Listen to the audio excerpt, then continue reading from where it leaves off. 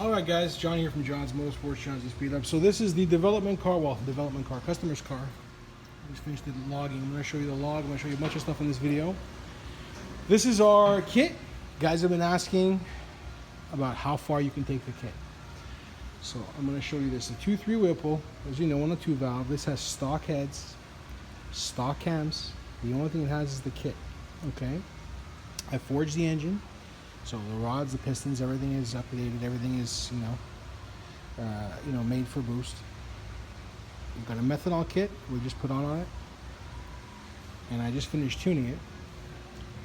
So I'm going to show you what the temps are. I'm going to show you what the numbers are. So now, as you can see here, it's got the typical Whipple, like an 0304 Cobra type torque curve. Peaks out around 486. It's 483 there because first pull is not on there. Show you the min max. Here's the max. So 486 on the pull right before the follow up. And the horsepower numbers are typical of what you're going to see with a Mustang Dyno, especially if you're not revving it past like 6 grand. This is to like 59, 80, somewhere there.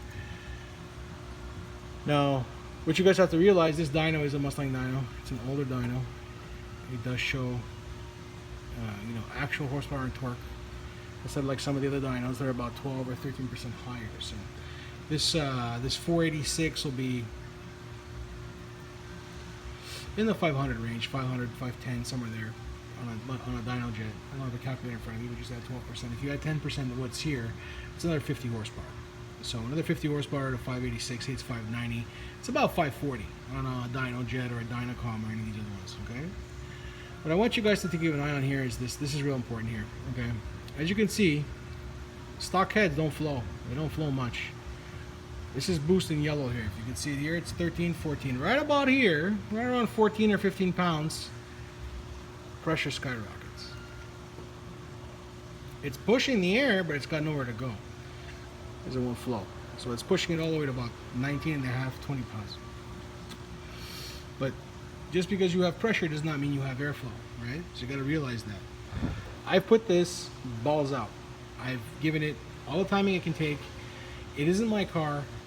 It's still somebody's car, so I can't push it to the point where I can make 500 on a Mustang Dyno, which I can't. I can probably get there. I mean, I need about 10, 15 more horsepower, and I'll get there. I was gunning for the 500, but look, it's been enough for the day. I pulled it 7 or 8 times.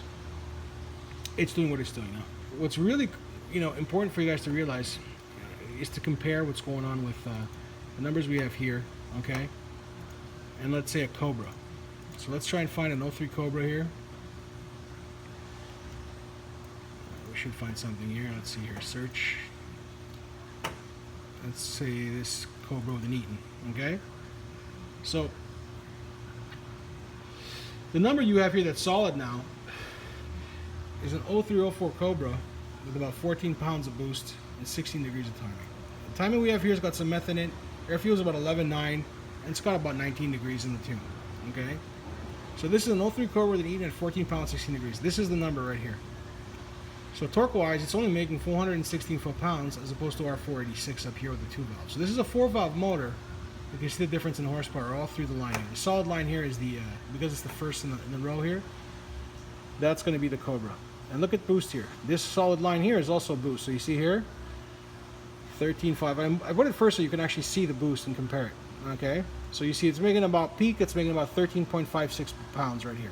Let me show you that. Show that here. Okay, so here's boost right here on the side, and you can see boost is right about there, 13.69.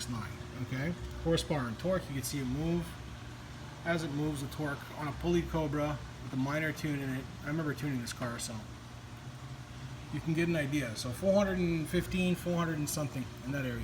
Okay, at peak torque. Let's find another Cobra with 17 plus pounds. Let's see if we find another one here. I know there's a couple. Here's a 2.9 Whipple. Oop, what's this? That's wrong.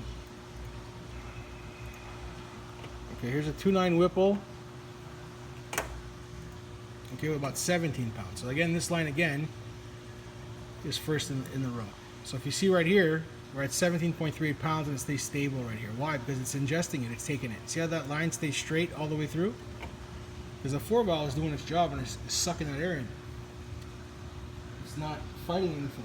So because it's not fighting it, it's ingesting, it's making the power. Look at the power number up here. I'm in the 520s here. So if I compare min maxes here, again, horsepower is about even with torque. So 519 torque right up here, and 505. So 519. Look how close we are here, though. Here we're about 486. We're 486 on our kit with a 2 valve, and here, right here, is where it starts to make boost, and the boost is about 14, 15 pounds. So if you really think about it, if you look at it carefully, I mean, you know, right here you're at 14.79 pounds. Torque's about the same, right? So you're at about the same torque and horsepower you'd have on a Cobra. But, you know, what's limiting us is these cylinder heads. So where are we here? Air, fuel, where the hell is engine torque? Fucking. I bought the new software, guys. I have to put it in the computer. This is the old software from 04.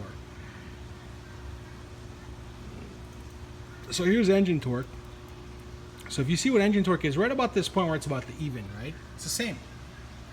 Look at boost. Boost is about the same. It's way less. We're about 12, 13 pounds. We have more timing in it. As we come up, right? Here we got 15 pounds and we're in about 12 and a half on our kit. Look how close we are up on top. At 486. So with a little bit more timing where it is, it's actually making the same as a Cobra would, but look at all this dip here. All this is because 4 valve. This is because 2 valve. So you see the difference? And look at this spike here. See this spike? It spikes all the way up because it has nowhere to go. So I'd say the kit's limited to about 16 pounds, 14 to 15 pounds, say, to be fair, right? And you're gonna make your torque right around here. So I mean, right around here, you're at 12 and a half, 13, 14 pounds. Like again, I don't hide any numbers. I show everything straight out. The meth is cooling it. It's giving a little bit more octane, keeping us from going boom. So that's where we are as far as that's concerned. I want you guys to see the differences and understand what you're getting with this kit. Now we just lost power in the fucking garage. Fuck. Oh, we got it back. So this is exactly what I wanted to show you guys. You know, with a car to the limit. 486 is a really decent number. 486 on this dyno. If you had 20 points to it, it's about 580 on motor. So it's good. Never mind the freaking horsepower number, only revving to 6 grand. But I mean, you know, a Cobra, we're up to 7,500. So that number, that's, you know, and it's flowing. The heads are flowing. So, you know, do you need trick flow heads? Yeah, fucking A, I'd put them on the car. If you have a 2 valve, you want to put this kit on it, put the biggest fucking heads you can, because it's gonna spike and do this, bottlenecks it. Now it's not because the blower doesn't flow. It's not because the manifold doesn't flow. It's because the freaking heads can only flow so much. You know what I mean? So you're blowing into it. It's like blowing into a tiny straw as opposed to like a water pipe or a bigger, you know, a drain pipe. I mean, if you got this little orifice, how are you going to get that air in? And just nowhere to go. So that back pressure goes up. Doesn't mean airflow goes up. But I mean, you know, I've told you, everyone who calls me, I tell them the same thing. I mean, I've built this kit to go to 500, and it does it. It goes to 500, does what it. What's the limit? Here's the limit. I'm not gonna, you know, promise you guys 700 horsepower. There are guys that have gone to 600, but they're also on Dynocoms or Dynojets. So, I mean, it's possible to do it, sure. But, you know, you got to be really aggressive. This has got 19 degrees in it. It doesn't have 24 degrees of timing in it. Do I want to throw 25 degrees, 26 degrees of timing at this? No. It's not my car. But the motor guy paid a lot of money, and he's happy with the number. So, I mean, anybody who's questioning, you know, as far as what the limits of the kit are, I mean, this is a good example. We've got the methanol injecting. It's doing its thing. It's got the... I think it's they send you 3 jets. It's the one in between. I'll give you guys the exact number for what it's injecting. But I mean, you get a good idea what's going on. Now, temperatures with the methanol, without the methanol. Before the methanol, temps were around at peak when pressure was spiking. It was hitting about 168 degrees. This is the pull we just did before. Made a little bit less than 486. You're gonna get to see here exactly what it made as far as temperatures are with the methanol. Okay, so here's the pull. You guys can see all the way through it. Here's RPM, so you can see RPM. Okay, this line here that's coming across. Now you want to see temperatures. A lot of guys are asking for intake air temperatures. Now it's 40, I'd say 32, 33 Celsius in the garage right now. It's hot as hell. So that in Fahrenheit we're looking at, it's ingesting 102 degrees. Okay, it's going up to at around, let's see here, where's load 1.5. I'd say about 12 pounds is about 118 degrees of intake air temp. Okay, can you guys let me focus? And as it goes through the pull, you see me moving it, and if that boost is coming in, the top of the pull, it's about 136 now. Okay, 136. I saw on the other pulls before this, I saw about 148 somewhere there, but this pull was 136 because I let it cool down for a good half an hour. So you get an idea what it's doing. The intercooler system is doing exactly what it's supposed to, right? It's taking the ingested air and it's cooling it down in between the hits on the dyno. So this is a good example of what the car is doing and what the limits are of this kit. So I mean, like I said, it doesn't have crazy timing in it. I mean, if you see it right here, it's only got 17 degrees right here.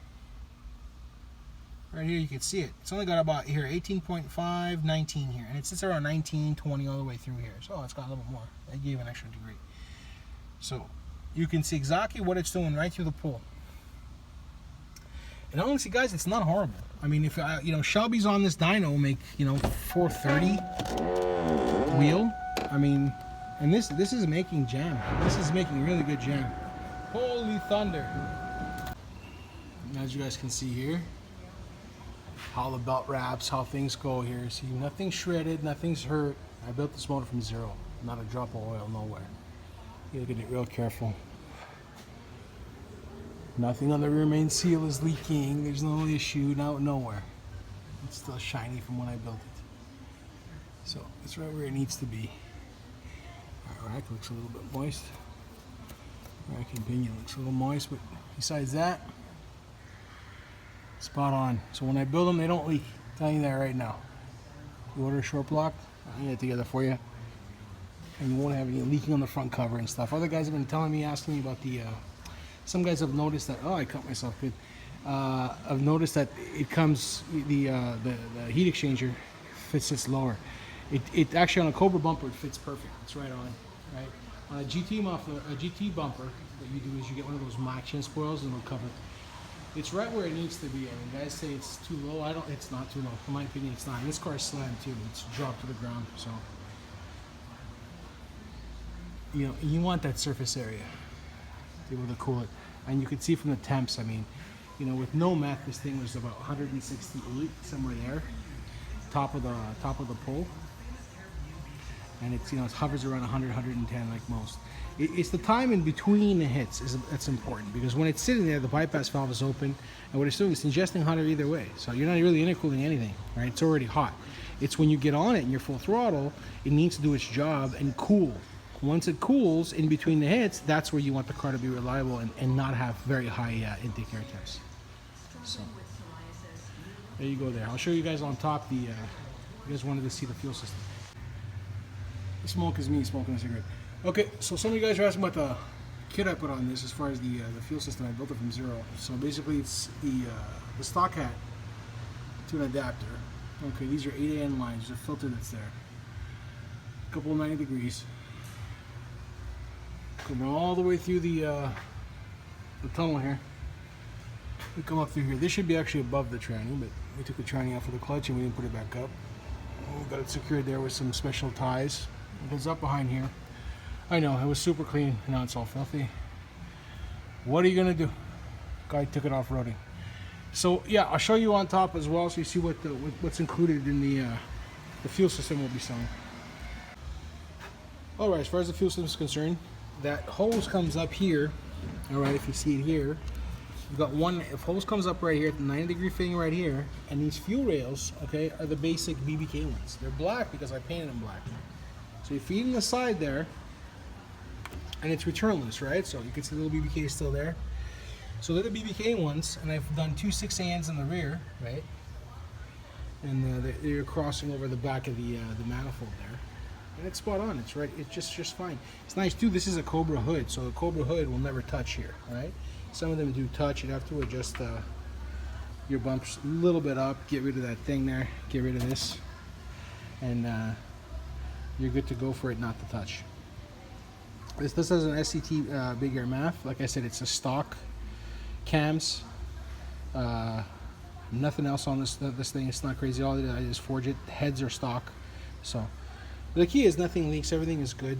Adjustments are all right on here on the thing. We're on boost here, so it comes on right when you want it. You can adjust it. He can adjust it where he wants it. Got the little solenoid there to open up only what he needs to, and we're using this reservoir here, which we know. I didn't get it. Did I get any pictures? I think I might have.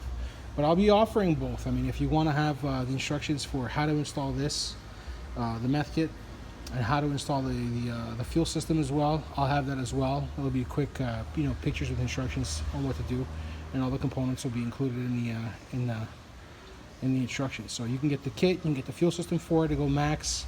You can buy the trick full heads if you like. We've got guys that are making easily 550 with the trick full heads.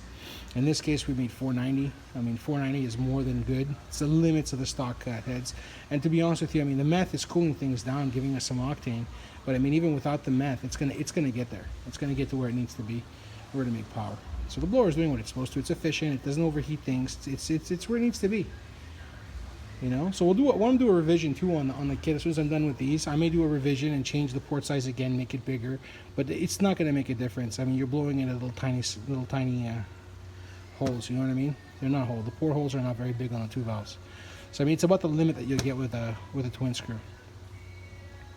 So yeah, trick full heads are definitely suggested. We're in the side here too. It's ingesting from the cool thing is I've got a Kenny Bell car coming tomorrow, which is very cool. It's got I think it's 2.2 Blowzilla car. It's a 2-valve. I'm not sure his setup, but we'll figure out his setup and see what's going on. I'm going to put that on the dyno. I'm going to tune that. So we'll be able to compare back to back what the kits do. I won't go crazy on timing on that because it's probably a stock block, but we'll get a good idea of what the two kits can do in comparison. So hopefully you guys enjoyed this this build. Did the best I could to show you the best videos and the best stuff. So I'm here if anybody needs me. If you guys want a kit, this guy's gonna come get it now, take it home so you can do the windshield. But it's got a nice clean graph, nice clean torque curve. It's doing exactly what it should. I'm super happy with it. I mean, 480, 490, 486, 490, to the wheel. Torque-wise is just insane for a 2-valve. I mean, I don't think he's gonna have any issues with any coyotes. I'll tell you that right now. Coyote on this dyno will make about 330, 340 torque around there. This is at 486, which is 580 something on the motor, which is nuts. I mean, it's just nuts. It's gonna hurt some feelings. This car, this has to be. I'd say if he can drive and he doesn't break the tranny, it's still a T45 in this. It's a low 11-second car. Probably hit a 1090, 10. We'll see. It gets up there in speed, so I mean. Wouldn't be surprised this traps around 127, 137, somewhere there. 127 to 132 maybe. We'll see what it does. I'll send him the track, see what he traps at the end of the quarter. I'll let you guys know that info too. So I'm exhausted. It's the second day in a row. I'm starting till 9 p.m. Blew up my shoulder last week. So I'm done. Yep, it's emptying out. More cars are outside though. Doesn't stop working. Anybody looking for work, you're a decent mechanic, and I don't mind showing you. For guys in their 20s, I don't mind teaching and showing you guys what's what. I won't be around forever, so if anybody wants to work here, you're more than welcome. If you do have experience, at least a couple of years experience. You've got your card, your apprentice card. I'm a journeyman. I'm a class 2 here in Quebec. I just have to write the exams to go do the master exam, but I'll go and write that exam one day if you like it. But if you have a CPA card and you're at least or your Canadian Red Seal and you're at least an apprentice or a class 3, let me know. And always looking for guys that are solid. There's room here for guys that are passionate and they really want to do something besides oil changes and stuff. So there you go, guys. I'm signing off for the night. Thank you.